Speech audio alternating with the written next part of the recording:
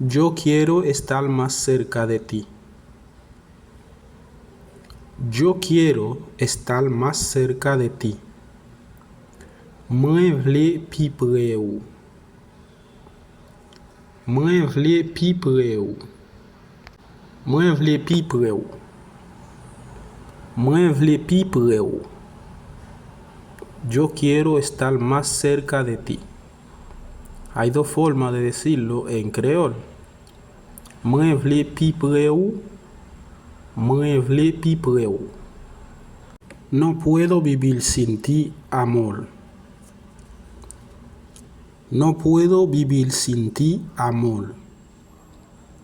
Mwen pa ka viv san ou, amou. Mwen pa ka viv san ou, amou. Mwen pa ka viv san ou, amou. No puedo vivir sin ti, amor. Eres mi respirar. Eres mi respirar. Use expiración. Use expiración. Use expiración, mwen. Use expiración, mwen. Eres mi respirar. Porque se lo puedes decir en dos formas. Use expiración, mwen. Use expiración. Por favor, no me hagas sufrir. Por favor, no me hagas sufrir. S'il vous plaît, pas fais-moi souffrir. S'il vous plaît, pas fais-moi souffrir. Tú sabes que te amo. Tú sabes que te amo. Ou konen mwen reme ou. Ou konen mwen reme ou. Ou konen mwen reme ou. Me robaste el corazón. Me robaste el corazón. Ou vole kem. Ou vole kem. Ou vole kem, mwen. Ou vole kem, mwen. Tengo miedo perderte. Tengo miedo perderte. Mwen pe perdi ou. Mwen pe perdi ou. Tengo miedo perderte. Mwen pe perdi ou. Quiero darte el anillo. Quiero darte el anillo. Mwen vle ba ou bag la. Mwen vle ba ou bag la. Quiero darte el anillo. Mwen vle ba ou bag la. Quiero que tú seas sincero conmigo. Quiero que tú seas sincero conmigo. Mwen vle ou sincere avem.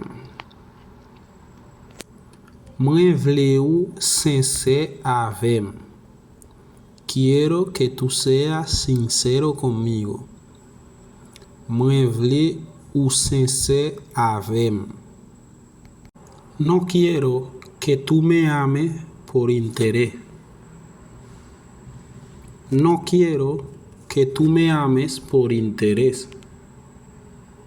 Mwen pa vle ou remem pour intérêt. Mwen pa vle ou remem pour intérêt. No quiero que tú me ames por interés. No quiero que tú me ames por interés. Mwen pa vle ou remem pour intérêt. Mwen pa vle ou remem pour intérêt. No soy esos tipos de gente. No soy esos tipos de gente. Mwen pa tip de moun sa yo. Mwen pa tip de moun sa yo. Mwen pa jan de moun sa yo. Mwen pa jan de moun sa yo. ¿Cuáles son tus sueños después que nos casemos? ¿Cuáles son tus sueños después que nos casemos? Qui rêve vous gagnez après nous fin mariés? Qui rêve vous gagnez après nous fin mariés? Qui rêve vous gagnez après nous fin mariés? ¿Cuáles son tus sueños después que nos casemos? Yo quiero tener mi empresa personal. Yo quiero tener mi empresa personal. Mwen vle genyen yon entreprise personnel. Mwen vle genyen yon entreprise personnel. Quiero tener mi empresa personal. Mwen vle genyen yon entreprise personnel. Yo quiero tener 2 hijos, una hembra y un varón. Yo quiero tener 2 hijos, una hembra y un varón. Mwen vle genyen 2 petites.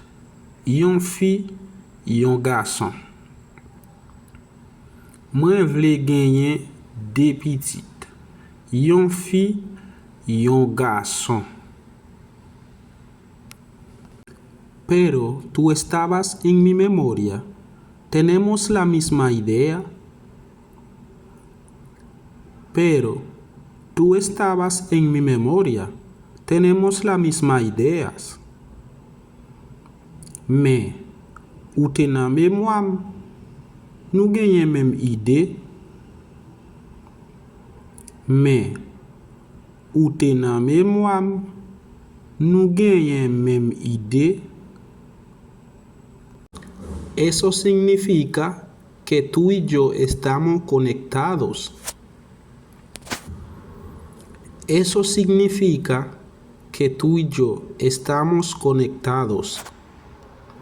Ça vle di, mwen avek ou nou connecté. Ça vle di, mwen avek ou nou connecté. Y otra cosa que quiero decirle, si usted no se ha suscrito al canal, suscríbete al canal ahora mientras que está mirando las clases. Yon lot bagay map di nou, si ou sou channel la ou pot ko abonne ak channel la para da bay koua, kap ede nou apil pou na avanse. D'accord? Estaré el domingo 5 de mayo en hora de 11 p.m. de la noche dando las clases y respondiendo preguntas en forma para que ustedes aprendan el idioma creol más fácil, porque así me puedes hacer preguntas y yo voy respondiendo fácilmente. Creo que así es la forma más fácil para que ustedes aprendan. Estamos haciendo diligencia para una pizarra para que la clase se dé más mejor. Pas oublier, le dimanche 5 mai, nap live dans les 11 p.m. Nous voulons tout le monde là en foule. Invitez uns amis ou famille viennent apprendre espagnol là avec nous. En pile là nous parti c'est vrai. Mais les nous écoute na lia nous pas travailler. En par exemple, si nous na Biden, bon, si nous pas parler espagnol, nous pas parler anglais, nous pas travailler. Donc c'est deux langues ça vous apprendre pour capable travailler l'arrivée la caille monsieur Biden. Eh bien, viens apprendre espagnol. Así que invite un amigo, un familiar para que venga todo completo a aprender el idioma haitiano que es creol. Es necesario aprender los idiomas que es muy importante. Nous déjà connaissons j'aime dire nous venez en foule mes amis, pas arrêter, venez en foule, venez apprendre langue espagnole nous traduit en créole. Merci. À la prochaine.